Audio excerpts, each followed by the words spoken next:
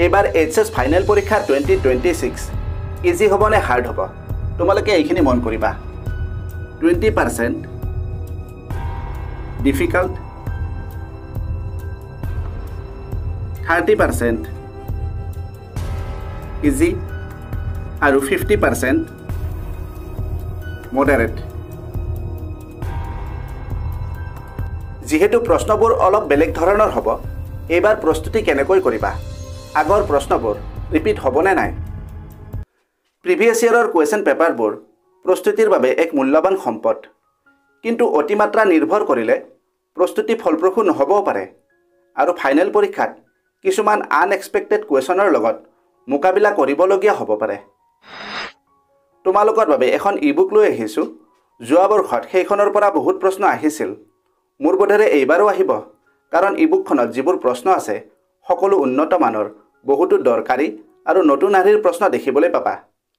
Board পৰীক্ষা 2026ত maximum প্ৰশ্ন সেইখনৰ পৰা আহিব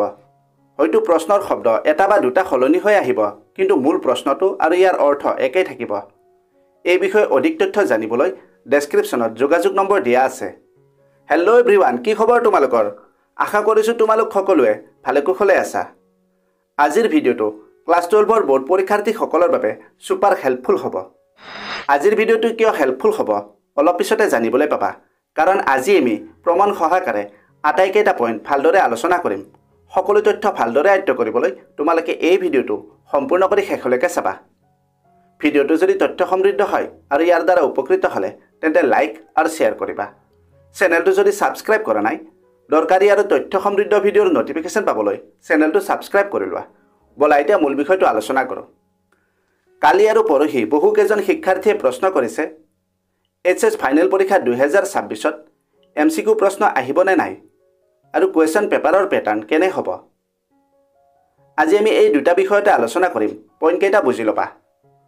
প্ৰশ্ন নম্বৰ 1 MCQ প্ৰশ্ন আহিবনে নাই চোৱা পৰীক্ষাত MCQ প্ৰশ্ন আহা আৰু OMR চিটৰ ব্যৱহাৰ কৰা এই দুইটা বেলেগ বেলেগ যেনেদৰে ক্লাছ 10 আৰু ক্লাছ 11ত 50% MCQ প্ৰশ্ন আহিব আৰু OMR চিটৰ ব্যৱহাৰ কৰা হ'ব কিন্তু এইচএছ ফাইনেল পৰীক্ষা 2026ত MCQ প্ৰশ্ন আৰু OMR চিটৰ ব্যৱহাৰ নহয় তোমালোকে ভালদৰে বুজি লোৱা MCQ প্ৰশ্ন আৰু OMR চিট চাৰিটা সেটত থাকিব মেট্ৰিক পৰীক্ষা 2025ৰ দৰে ABCD এনেকৈ চাৰিটা পৃথক সেট থাকিব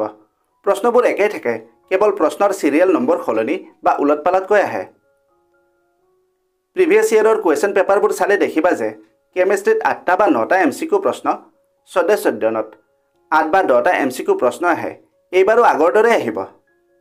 তোমালোকৰ 2 নম্বৰ প্ৰশ্নটো হ'ল এইবাৰ কুৱেশ্যন পেপাৰৰ পেটাৰ্ণ কেনে হ'ব বহুতে কৈ আছে যে পেটাৰ্ণ সলনি হ'ব CBSE পেটাৰ্ণৰ আহিব মই যিমানখিনি তথ্য সংগ্ৰহ কৰিব পাৰিছোঁ তাৰ পৰা ক'ব পাৰি যে এইবাৰ কুৱেশ্যন পেপাৰৰ পেটাৰ্ণ সলনি নহয় কিন্তু কুৱেশ্যনৰ ফৰ্মেটবোৰ সামান্য সলনি হৈ আহিব যেনে ধৰা 2020ৰ আগত যেনে পেপাৰ আহিছিল 2023ৰ পৰা প্ৰশ্নবোৰ অলপ জটিল অহা হ'ল পেপাৰৰ আটাইকেইটা প্ৰশ্ন তেনে নাহে কিন্তু এনেকুৱাও নহয় যে আগৰ বোৰ্ড পৰীক্ষাৰ দৰে মেক্সিমাম প্ৰশ্ন ৰিপিট হ'ব এইখিনিতে তোমালোকক এটা আইডিয়া দিব বিচাৰিম এইটো কোনো অফিচিয়েল আপডেট নহয় it is just an idea HS final পৰীক্ষা 2026ত 20% কঠিন প্ৰশ্ন 30% সহজ প্ৰশ্ন আৰু 50% মধ্যমীয়া প্ৰশ্ন থাকিব এতিয়া আহিল আন এটা ডাউট আমি প্ৰস্তুতি কেনেকৈ কৰিম উন্নত প্ৰস্তুতি কৰিবলৈ হ'লে তোমালোকে বহু ধৰণৰ প্ৰশ্ন প্ৰেক্টিছ কৰিব লাগিব ভিডিঅ'টো স্ক্ৰীনত দেখি থকা প্ৰশ্নকেইটা মন কৰিবা আগৰ ফাইনেল পৰীক্ষাত মানে 2014 চনৰ পৰা 2020 চনলৈ প্ৰশ্নবোৰ প্ৰায়ে ৰিপিট হৈ আছিল কিন্তু 2023ৰ পিছত নতুন নতুন প্ৰশ্ন অহা হ'ল প্ৰিভিয়াছ ইয়াৰৰ কুৱেশ্যন পেপাৰবোৰ প্ৰেক্টিছ কৰিলে লাভ লোকচান দুইটাই আছে আৰু যদি প্ৰেক্টিছ কৰা তেন্তে কমেও 6 বছৰৰ পেপাৰ প্ৰেক্টিছ কৰিব লাগিব আৰু নতুন আৰ্হিৰ মডেল পেপাৰ প্ৰেক্টিছ কৰিবা যদি পাঠৰ বিষয়বস্তুৰ ধাৰণা আছে আৰু প্ৰশ্নবোৰ বুজি উত্তৰ নিজে বনাই লিখিব পাৰা তেতিয়াহ'লে অসুবিধা নহয় যিসকলে মুখস্থ কৰি লিখিম বুলি ভাবি আছা আৰু যদি কোনোবাই ভাবি আছে যে মই পৰীক্ষাৰ আগমুহূৰ্তত পঢ়িম তেনে শিক্ষাৰ্থীৰ অসুবিধা হ'ব শেষ মুহূৰ্তত কিমান পঢ়িবা কিমান মুখস্থ কৰিবা কিমান প্ৰেক্টিছ কৰিবা এতিয়া চিন্তা কৰি বা অপেক্ষা কৰি থাকিলে সময় গৈ থাকিব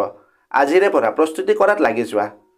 আশা কৰিছোঁ আজি আমি আলোচনা কৰা বিষয়টো তোমালোকে ভালদৰে বুজি পালা ভিডিঅ'টো যদি হেল্পফুল হৈছে তেন্তে লাইক আৰু শ্বেয়াৰ কৰিবা। ভিডিঅ'টোৰ বিষয়ে নিজৰ মতামতটো দিবা।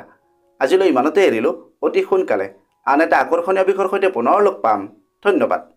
कामयाबी का शॉर्टकट मेहनत और डेडिकेशन, ये चैनल बनाए तेरा परफेक्ट फाउंडेशन। सब्सक्राइब करो, join this ride, let's grow together side by side।